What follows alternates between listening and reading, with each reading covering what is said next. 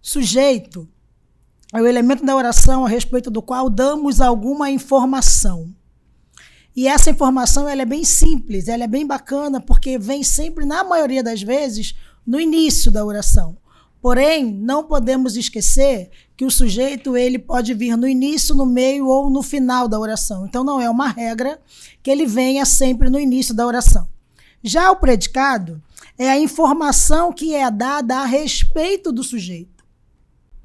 E aí, continuando a falar de sujeito, existem algumas classificações. O sujeito, ele classifica-se de algumas maneiras. Nós temos aí o sujeito simples, que é aquele que apresenta apenas um núcleo.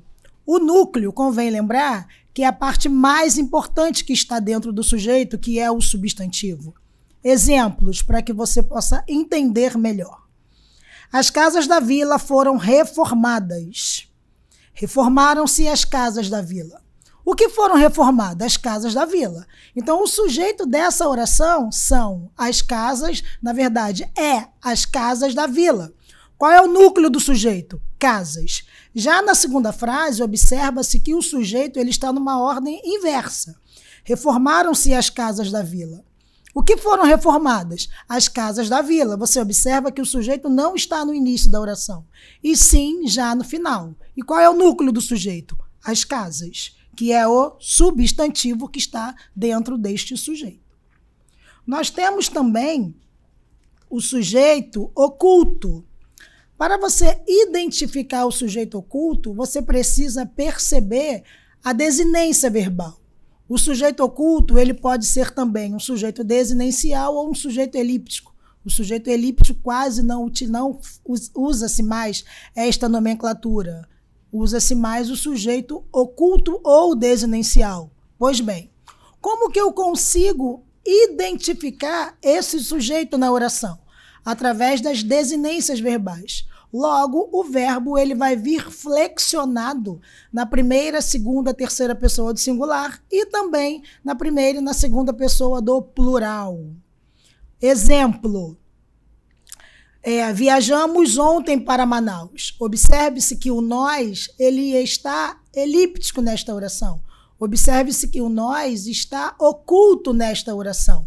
Mas como que eu percebo? Através da desinência verbal, através do verbo flexionado na primeira pessoa do plural.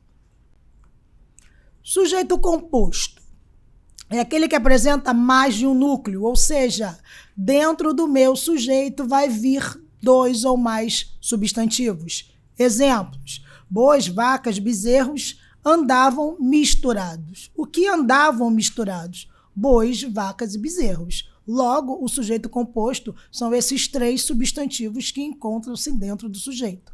E qual é o núcleo do sujeito composto? Bois, vacas e bezerros. Observe o seguinte: quando nós vimos o sujeito oculto, eu não mencionei núcleo. Por quê? Porque o núcleo do sujeito só vai aparecer quando estivermos nos referindo aos sujeitos simples e compostos. Sujeito indeterminado é aquele que o falante não pode ou não quer fixar com exatidão o sujeito. Vamos entender melhor esta definição. Para eu conseguir perceber ou identificar o sujeito indeterminado na oração, eu preciso perceber aí a conjugação do verbo, a flexão verbal. O verbo ele vai vir flexionado na terceira pessoa do singular, acompanhado da partícula ser, e também do verbo flexionado na terceira pessoa do plural. Existem 2 estruturas sintáticas para indeterminar o sujeito, exatamente o que eu já falei. A primeira, oração com verbo na terceira pessoa do plural. Olha o exemplo. Quebraram o vidro da biblioteca. Quem quebrou esse vidro? Não sabemos quem quebrou. Sabemos que o vidro está quebrado. Alguém quebrou. O verbo ele está flexionado no plural. Eles quebraram. Terceira pessoa do plural. A segunda regra, o verbo ele está flexionado na terceira pessoa do singular, acompanhado do pronome ser. E aí, você precisa perceber o seguinte. Olha o exemplo. Desconfiou-se dos valores apresentados. Desconfiou-se está conjugado na terceira pessoa do singular. Desconfiou-se também é um verbo transitivo indireto. Desconfiou-se 2. Olha a preposição. Quem desconfia, desconfia de alguém ou alguma coisa. Então, desconfiou-se dos valores apresentados, eu tenho aí um verbo transitivo indireto, eu tenho aí um verbo flexionado na terceira pessoa do singular acompanhado da partícula ser, beleza? Essa é a regra do sujeito indeterminado. Oração sem sujeito. São orações que apresentam verbos impessoais. Verbos impessoais, o que é isso? São verbos que sempre virão flexionados no singular, terceira pessoa do singular. E aí existem algumas regras para que eu consiga identificar a oração sem sujeito. Veja a seguir os verbos impessoais mais comuns. Nós temos aí o verbo haver. O verbo haver no sentido de existir ou acontecer e quando indicar tempo passado, quando indicar tempo decorrido. Olha os exemplos. Havia muitas pessoas na festa. Observe que havia muitas pessoas na festa. Se você ler correndo, você vai perceber, você vai pensar que essa frase está errada. Muitas pessoas, plural, mas eu coloco o verbo no singular? Sim. Por quê? Porque é um verbo impessoal. Se é um verbo impessoal, ele precisa vir sempre no singular. Em outubro haverá eleições municipais e não haverão. Por que não haverão? Porque eu estou me referindo a um verbo impessoal, utilizando esse verbo para indicar tempo e também para perceber aí que eu posso fazer a substituição pelo verbo existir. Em outubro, existirá, tem o mesmo sentido. Ele se mudou para Salvador há alguns anos. Há alguns anos. A frase está no plural? Sim. Mas indicando o tempo decorrido, logo o verbo haver precisa vir no singular. Outro verbo, verbo fazer, quando indica tempo decorrido ou decorrer. Exemplo, já fazia 2 anos que ele se mudara para o interior. Já fazia 2 anos, parecido com a regra que nós já vimos. Verbo ser em expressões de tempo. Exemplo, era verão. Hoje é dia 15 de março, hoje é dia 27 de abril. Caso você não coloque o dia, hoje são 27 de abril. Verbos indicativos de fenômenos da natureza, ou seja, todos os verbos de fenômeno da natureza enquadra-se em oração sem sujeito. Ainda não choveu o suficiente. Choveu muito esta noite. Choveu muito ontem. Os verbos e o predicado. Agora nós vamos entrar aqui em transitividade verbal, que são os verbos intransitivos e que são os verbos transitivos. Os verbos intransitivos são aqueles que não necessitam de complemento. Os verbos intransitivos são aqueles em que você parou no verbo e houve um entendimento completo. Olha o exemplo dessa música. E agora, José? A festa acabou, a luz apagou, o povo sumiu, a noite esfriou. E agora, José? Você para perceber que a frase finalizou-se em um verbo.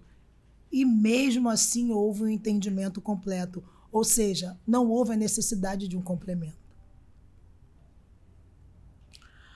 Observe as seguintes orações.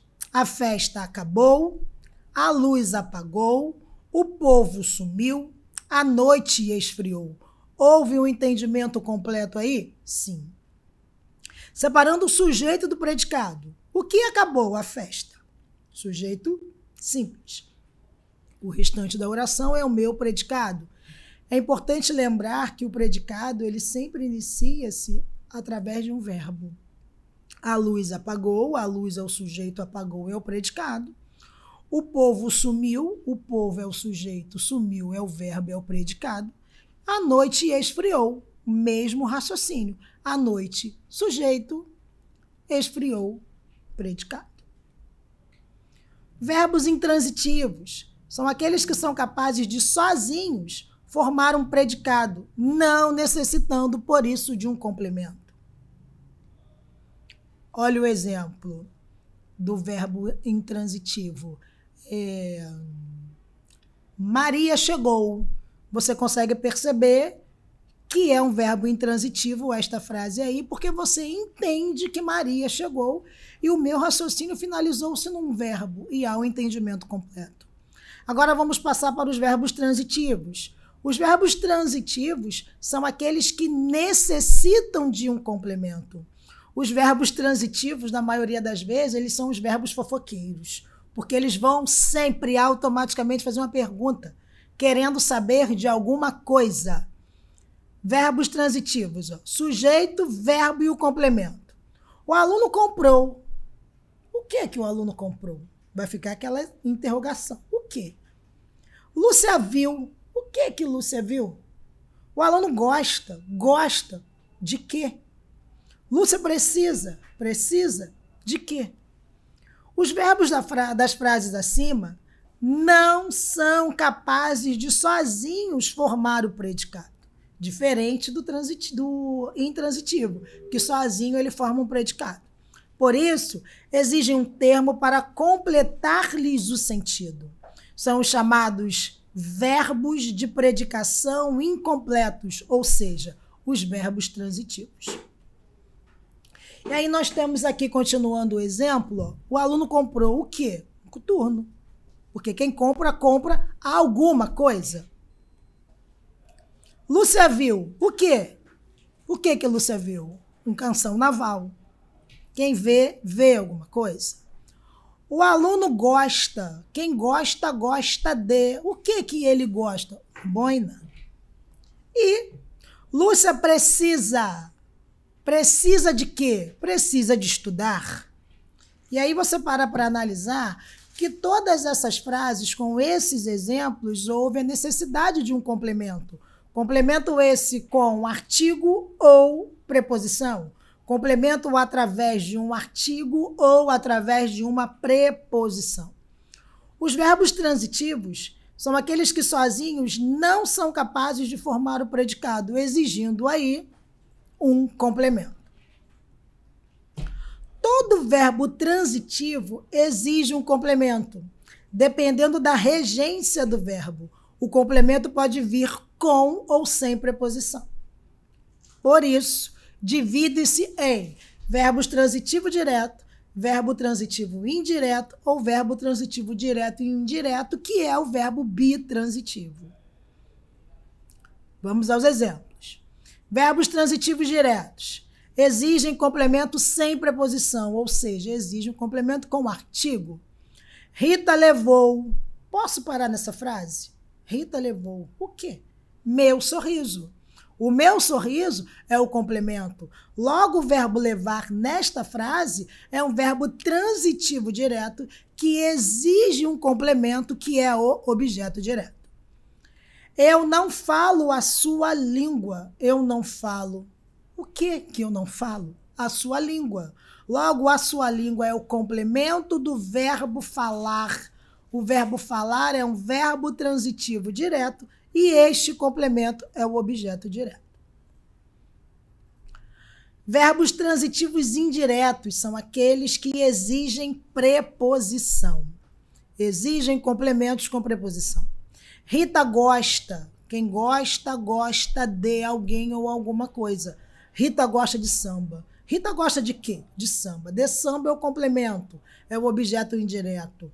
O verbo gostar é um verbo transitivo indireto. Eu preciso de carinho. Eu preciso de quê? De carinho. De carinho é o complemento, é o objeto indireto. E o verbo precisar aí nesta oração é um verbo transitivo indireto.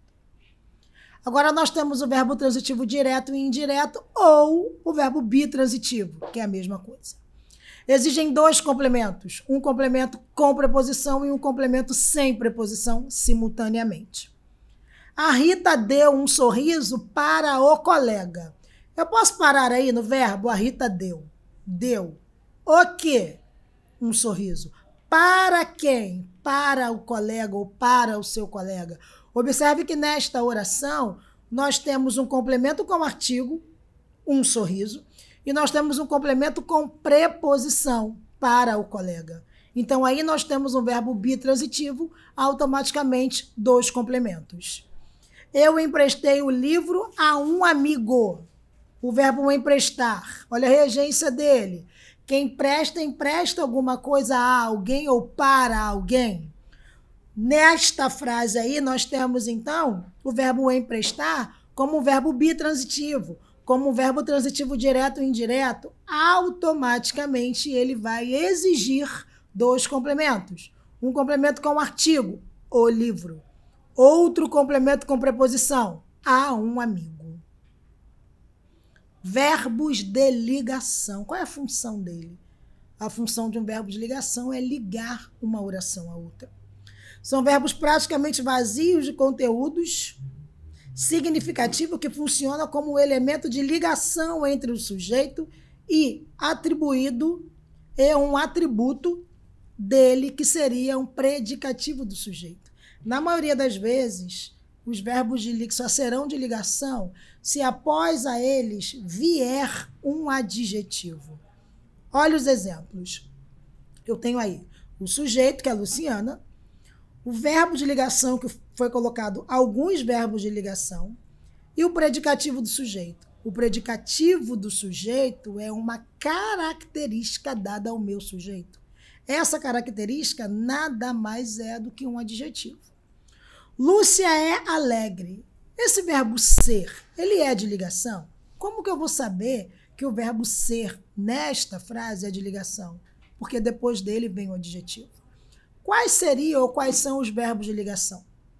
Ser, estar, permanecer, parecer, continuar, tornar, ficar, andar e viver em algumas situações, quando após esses verbos vierem um adjetivo. Aí sim eles serão de ligação, porque nós podemos ver exemplos que utiliza-se o mesmo verbo e não é de ligação. Exemplo, Maria mora aqui e Maria mora feliz.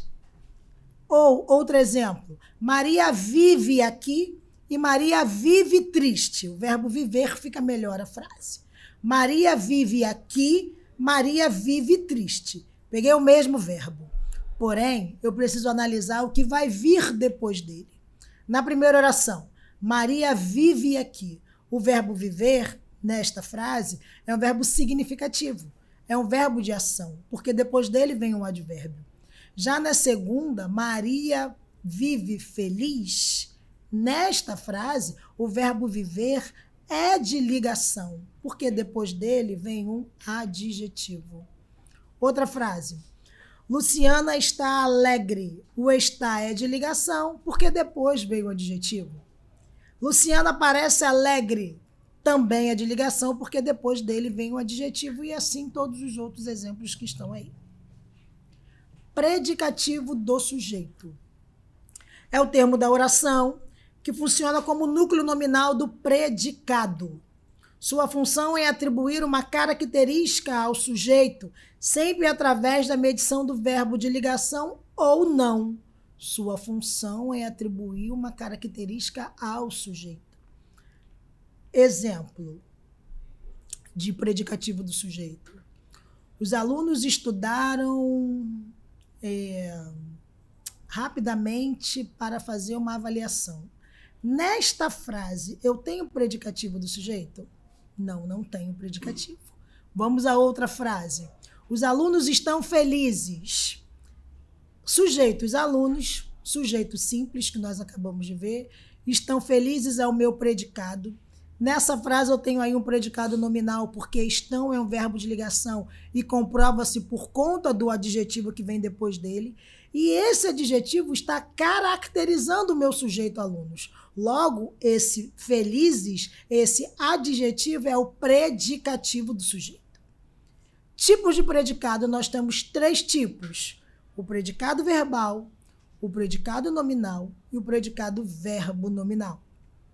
O predicado é tudo aquilo que se informa a respeito do sujeito, Dependendo de onde está concentrada a informação, ele pode ser classificado como verbal, nominal e verbo nominal.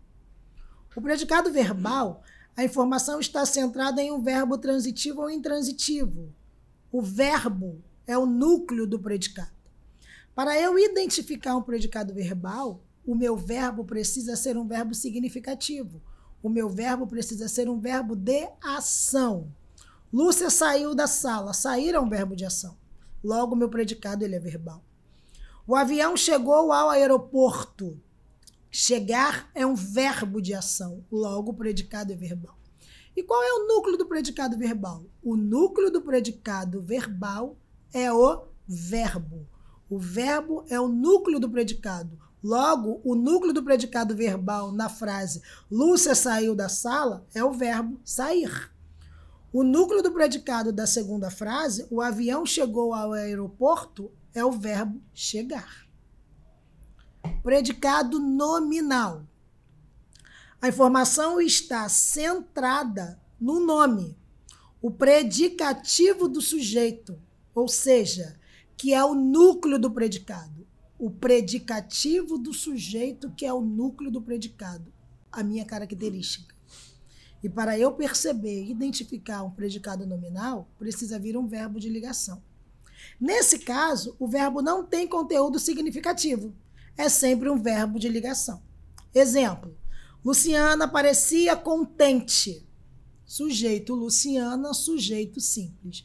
Parecia contente é o meu predicado. Parecia veio do verbo parecer, que é verbo de ligação, e comprova-se isso por intermédio do meu adjetivo que está após, contente. E qual é o núcleo do predicado? O predicativo contente. Qual é o núcleo do predicado nominal? O predicativo contente. O avião estava atrasado. Estava atrasado é o meu predicado nominal, porque o estava veio do verbo estar e comprova-se isso por conta do adjetivo. Esse adjetivo atrasado é o predicativo do sujeito, que também é o núcleo do predicado. Predicado verbo nominal. É aquele que apresenta um verbo significativo, que é o verbo transitivo ou intransitivo, e também um predicativo. Exemplo, o avião chegou atrasado. Eu tenho um verbo de ação, que é o verbo chegar, e eu tenho um predicativo, que é o atrasado, que é o adjetivo. E existe também uma outra regra para eu identificar o predicado verbo nominal. Quando vir na oração um verbo de ação e um verbo de ligação. Os alunos correram e ficaram cansados. Percebe-se o seguinte aí. Eu tenho dois verbos, o verbo correr e o verbo ficar. O verbo correr é um verbo de ação. Beleza, predicado verbal. O estar é um verbo de ligação porque após tem um adjetivo, predicado nominal. Mas aqui nós não estamos falando do tipo de predicado separadamente, e sim um predicado verbo nominal, quando as duas regras estão juntas na mesma oração. Observação. Acidentes acontecem. Esta oração se compõe apenas do sujeito e do núcleo do predicado. Nesse caso, tendo separado um do outro, a análise sintática está terminada. Acidentes acontecem, predicado verbal. Já na oração, graves acidentes automobilísticos acontecem nas estradas. Eu tenho aí o sujeito, que são os graves acidentes automobilísticos, e o predicado acontecem nas estradas.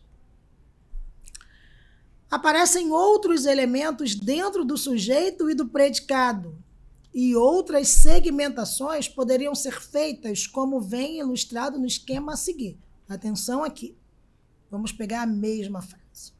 Graves acidentes automobilísticos acontecem nas estradas. Aqui nós temos o sujeito e aqui nós temos o predicado. Dentro do sujeito, eu tenho graves, que caracteriza o núcleo do sujeito. Eu tenho acidentes, que é o núcleo do sujeito, que é o substantivo que está dentro do sujeito. Nós temos o automobilísticos, que caracteriza o núcleo do sujeito, que caracteriza o acidente. Temos aqui o predicado, do verbo em diante. Acontece, é o núcleo do predicado verbal, porque nós já vimos anteriormente que o núcleo do predicado verbal é o verbo significativo. E nas estradas, refere-se ao núcleo do predicado, marcando o lugar onde ocorreu a ação. Observe que além do núcleo do sujeito e do núcleo do predicado, qualquer elemento que aparece na oração enquadra-se dentro destas duas possibilidades. Ou ele vem ligado a um verbo, ou ele vai vir ligado a um nome. Se um termo da oração vem ligado a um verbo, pode-se desempenhar uma das 4 funções. Que funções são essas que sempre serão ligadas ao verbo? Um objeto direto, um objeto indireto, que o objeto direto e o objeto indireto são complementos verbais, e um adjunto adverbial e o agente da voz passiva. Um adjunto adverbial é um termo que vem junto de um verbo ou de um próprio advérbio, e o agente da passiva convém lembrar que está dentro de vozes verbais, que nós temos aí a voz ativa, a voz passiva. Falando de voz passiva, nós temos 2, que é a passiva sintética e a passiva analítica, e a voz reflexiva. O agente da passiva, ele vai vir sempre dentro da voz passiva analítica. O agente da passiva, ele pode vir na oração ou não. O agente da passiva é o agente que pratica a ação naquele momento. Se vier, deve vir sempre dentro da voz passiva analítica. Se bem ligado a um nome, pode ser um adjunto adnominal, que são termos que estão sempre ligados a um nome, a um substantivo. E esses termos que estão ligados a um substantivo, existe até um esqueminha que é um plana, que são 5 classes gramaticais, que é um pronome, locução adjetiva, adjetiva numeral e o artigo. O predicativo que já foi mencionado, o predicativo ele está na oração para exercer uma característica a um sujeito ou a um objeto. Complemento nominal é um termo que complementa o sentido do nome. E aí é importante não fazer uma confusão, né? Você não pode se confundir. É importante lembrar que o objeto indireto e o complemento nominal, ambos exigem uma preposição. Porém, a diferença é o complemento nominal complementa o sentido do nome. Quem é esse nome? Substantivo abstrato, adjetivo ou advérbio. Já o objeto indireto, ele completa o sentido de um verbo transitivo. E o aposto? O aposto é um termo que está na oração para esclarecer algo, para especificar algo, para explicar o que já foi dito anteriormente. Os verbos transitivos. Segundo a definição original, verbo transitivo é aquele que admite transição para a voz passiva. O lenhador derrubou a árvore. A árvore foi derrubada pelo lenhador. Observe aqui. Eu tenho uma voz ativa que foi transformada em voz passiva. A voz ativa é quando o sujeito ele é agente da oração, é quando ele pratica a ação verbal. O lenhador derrubou a árvore. Quem praticou a ação de derrubar a árvore? O lenhador. Voz ativa. Sujeito, agente. Voz passiva. O sujeito ele é paciente, ele sofre a ação verbal. A árvore foi derrubada pelo lenhador. Quem sofreu a ação de ficar derrubada? A árvore. E aí a gente para analisar algumas informações nesta frase em que aparece a voz passiva analítica. Existe uma regra. Regra essa que é muito importante ser lembrada. Como que eu identifico a voz passiva analítica? Eu preciso de um verbo ser flexionado, um verbo principal no particípio. Em algumas situações pode vir ou não o agente da passiva. Nesta frase aí, nós temos o agente da passiva que foi pelo lenhador, que é a pessoa pelo qual pratica a ação verbal. Essa definição corresponde à própria etimologia da palavra transitivo, derivada do verbo latino transire, passar de um lugar para o outro. Transitivo seria, então, aquele verbo que tem a propriedade de transitar da voz ativa para a voz passiva, exatamente os exemplos mencionados acima. Os verbos portadores dessas propriedades, no geral, pressupõem a participação de dois polos. O primeiro polo é o agente que desencadeia da ação representada pelo verbo, a ação.